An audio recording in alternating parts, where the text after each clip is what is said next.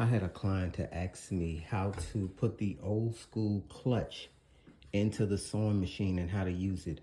I'm not a fan of this clutch right here, but let me show you how to put it in. All you need to do is just slide it down into the slot. That's it. Slide it down into the slot. Then close your sewing machine back in there.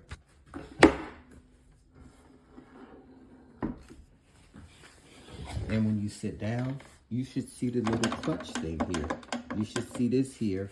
You just hit it with your knee.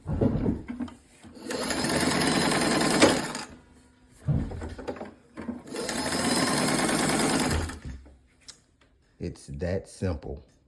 You can only do this with this particular machine and the Slant-O-Matic. You won't be able to do this with your current machines that you get from Walmart. Watch this.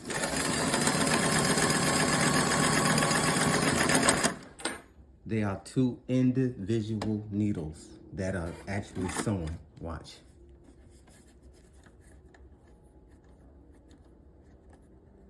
No need to buy a twin needle with this machine. Look at that.